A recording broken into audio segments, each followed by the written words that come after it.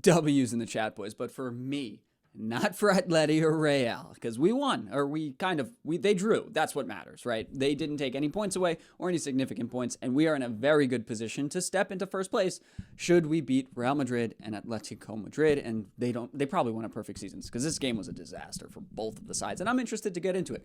We're also going to do it a little bit more casually today. No edits. We're just going to hang out and talk.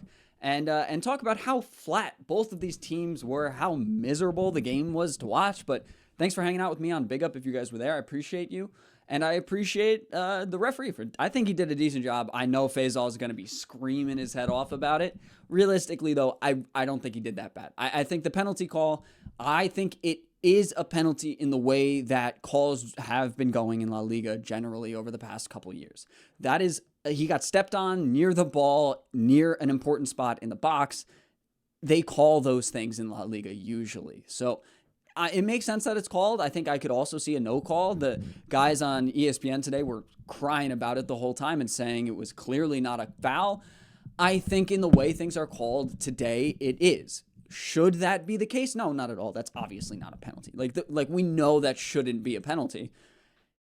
It is, though. It is in the way that I think things are generally called. And I think if that's Madrid, I think if that's Rodrigo going down there, I think Madrid TV is still complaining about it. So I don't think I take the screams of Madrid fans being upset at that very seriously, honestly. And whatever, I'm a little bit more objective or not objective to this because I'm a Barca fan. But you guys can have your opinions down below. Feel free to share them. I might be wrong here, but I do think that's the case. However, I think Soto Grado still did fine.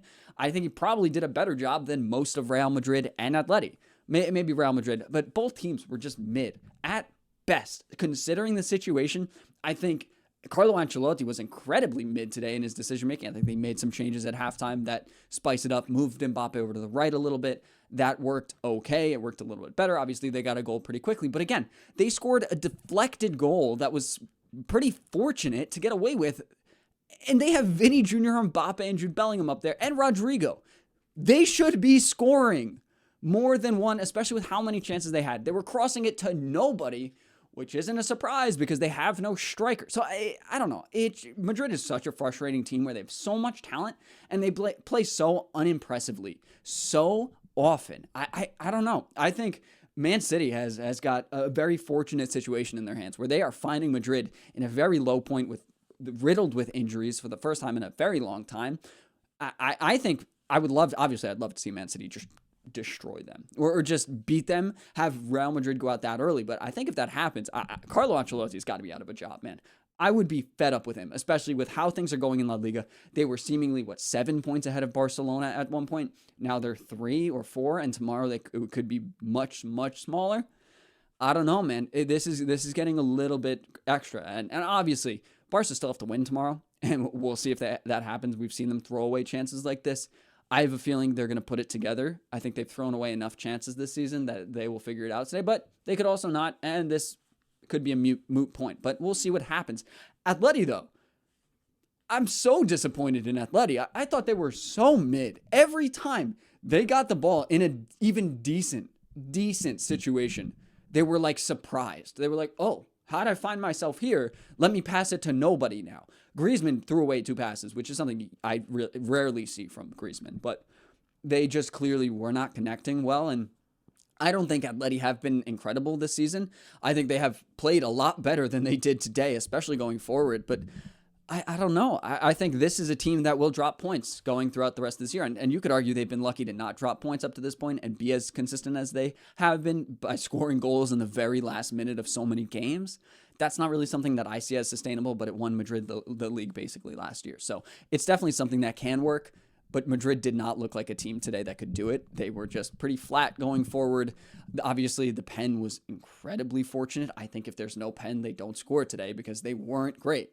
Maybe they have more intensity if that happens. Okay, we don't really know. But overall, I don't feel threatened as a Barcelona fan by either one of these teams at all, especially considering how mid Atleti were and how much of a problem Real Madrid's squad is, because they have to figure out a way for these guys to make more sense together.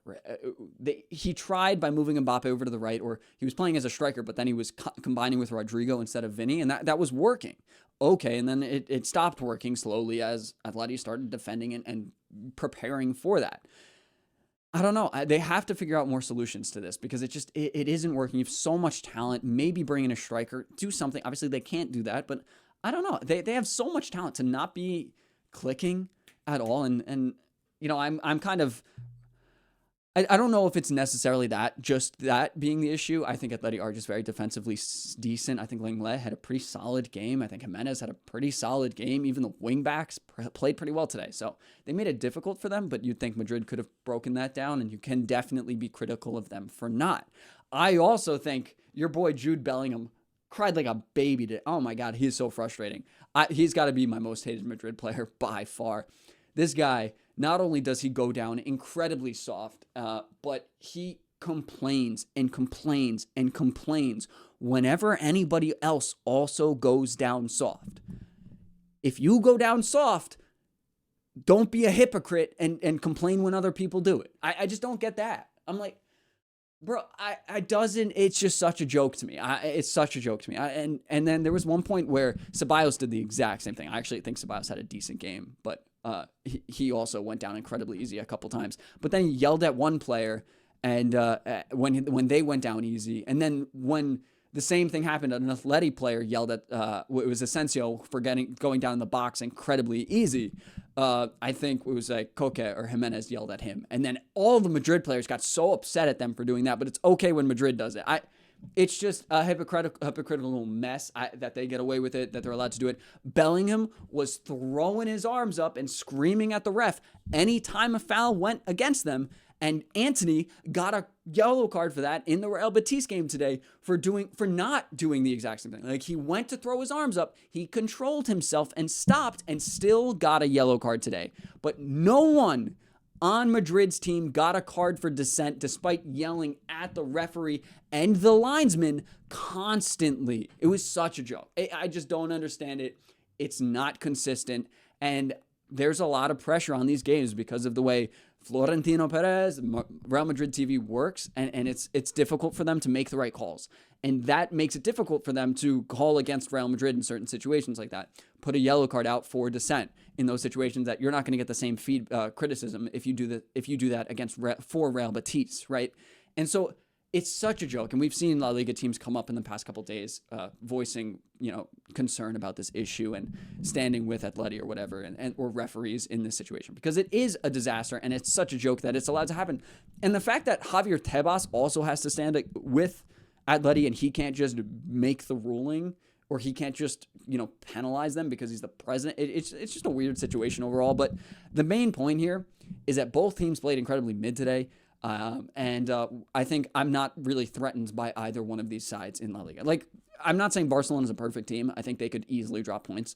They are kind of all over the place. The way they play is inconsistent. But so are these teams.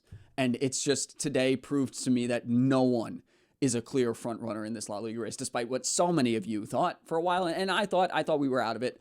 I thought it was Real Madrid's league to lose, and I guess it was. I think anything could happen, so I think there's a lot of exciting stuff to watch in La Liga coming forward. I think you guys should watch La Liga if you aren't already. I'm sure you are if you're watching this video. But let's go, baby. We've put ourselves in a very good position today, and I'll see what happens. So, Visca Barca, and I'll see you in the next one. Peace.